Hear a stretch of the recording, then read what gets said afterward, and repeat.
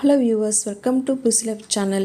இந்த ரெசிபியோட பேர் வந்து பன்னீர் குர்ச்சன். இது வந்து சப்பாத்திக்கு சைட் டிஷ்ஷாக செய்கிறது. ரொம்ப சிம்பிள் இன்க்ரீடியன்ஸை வச்சு ரொம்ப குயிக்காக சீக்கிரமாக செஞ்சிடலாம். பன்னீரை இந்த மாதிரி செமி ஆஃபில் கட் பண்ணி வச்சுருக்கிறேன். பாதி ஆஃபில் ஒரு வெங்காயம், தக்காளி, குடமிளகா இதெல்லாம் நீளமாக கட் பண்ணி வச்சுருக்கேன். தக்காளி உள்ளே இருக்க சதை பகுதியை தனியாக எடுத்துட்டேன். சீடை, இப்போ இஞ்சி பூண்டு பேஸ்ட்டு, கொத்தமல்லி, கசூரி மேத்தி, இதுதான் இதுக்கு தேவையான மெயின் இன்க்ரீடியன்ஸு. இப்போது பேன் சூடாகிட்ருக்குது ஸ்டவ்வில். இப்போ எண்ணெய் ஊற்றிக்கலாம். கொஞ்சமாக இதுக்கு தாளிப்புக்கு சீரகம் மட்டும்தான் போட போகிறது. சீரகம் பொரிஞ்ச பிறகு இப்போ வெங்காயம் சேர்த்துக்கலாம்.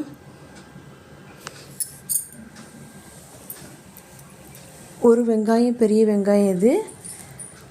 பெரிய வெங்காயம் நல்லா வதங்கிடுச்சு. இப்போது ஓரளவுக்கு வதங்கினா போதும், ஆஃப் குக் ஆனால் போதும். இப்போ வந்து இஞ்சி பூண்டு பேஸ்ட்டு சேர்த்துக்கலாம், ஒரு ஸ்பூன் அளவுக்கு. இப்போ இதை நல்லா கலந்து கொடுத்து பாதி வதங்கிடுச்சு. இப்போ தக்காளி சேர்த்துக்கலாம். தக்காளியில் உள்ளே இருக்க சதை பகுதி, அந்த சீடெல்லாம் இருந்தால் புளிப்பு சுவை அதிகமாகிடுங்கிறதுனால அதை தனியாக எடுத்து வச்சுட்டேன். அதை நீங்கள் ரசத்துக்கு கூட சேர்த்துக்கலாம் சமையல் பண்ணும்போது. இப்போது வந்து இது ஓரளவு வதங்கிருச்சு. இப்போ குடமிளகா சேர்த்துக்கலாம். குடமிளகா லைட்டாக தான் வதங்கணும், ரொம்ப வதங்கக்கூடாது. இப்போ வந்து இதுக்கு தேவையான மசாலா பொருட்கள் வந்து கொஞ்சமாக மஞ்சள் பொடி 1/2 teaspoon, Kashmiri red chilli 1 teaspoon, தனியாத்தூள் 1 ஸ்பூன் போட்டிருக்கேன். உங்களுக்கு வேணும்னா பியூர் சில்லி ஆட் பண்ணிக்கலாம். காரம் தேவையாக இருந்ததுன்னா கொஞ்சமாக சேர்த்துக்கோங்க. ஒரு 1/4 டீஸ்பூன் சால்ட்டு, ஒரு 1/4 டீஸ்பூன் சேர்த்துருக்கேன். இப்போ இதை நல்லா மிக்ஸ் பண்ணி கொடுத்துடலாம். நல்லா ஈவனாக மிக்ஸ் ஆகிட்டு இப்போ இதில் நெக்ஸ்ட்டு சேர்க்க வேண்டிய பொருள் வந்து பன்னீர். கட் பண்ணி வச்சுருக்க பன்னீர் வந்து செமி ஆஃபில் இந்த மாதிரி நீளமாக கட் பண்ணி அதையும் பாதியாக கட் பண்ணுது. இப்போ இதை நல்லா வதக்கி கொடுக்கலாம்.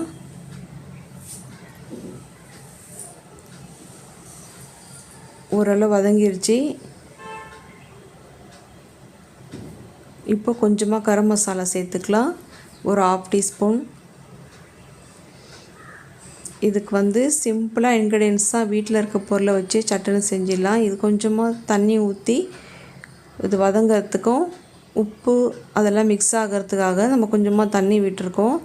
ஒரு 2 நிமிஷம் ஹை ஃப்ளேமில் வச்சு கிட்ட இருந்து கலரி இறக்கிடலாம், இல்லைனா அடி பிடிச்சிரும். ஜஸ்ட்டு 2 மினிட்ஸ் போதும் இதுக்கு. இப்போ தண்ணி ஓரளவு சுண்டிடுச்சு, எண்ணெய் பிரிஞ்சு வர இந்த ஸ்டேஜில் கொஞ்சமாக பிஞ்ச் ஆஃப் சால்ட் சேர்க்கலாம். சுகர் சேர்க்குறேன். Little bit of sugar add பண்ணியிருக்கேன். கொஞ்சம் டேஸ்ட்டு என்ஹான்ஸ் பண்ணோம் இது.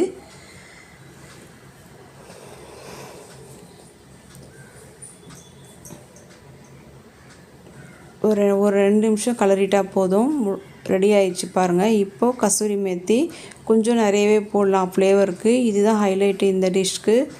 இந்த கசூரி மேத்தி தான் ரொம்ப நல்லாயிருக்கும், டேஸ்ட் அதிகப்படுத்தும், இந்த ஃப்ளேவர் கொடுக்கறது. இதை ஆஃப் பண்ணிவிட்டு தான் சேர்க்கணும். அந்த சூடுலேயே இது ஈவனாக மிக்ஸ் ஆகிட்டு குக் ஆகிடும். கொத்தமல்லியும் சேர்த்துட்டு இந்த சூட்லேயே நல்லா ஒரு நிமிஷம் கலரி கொடுக்கலாம்.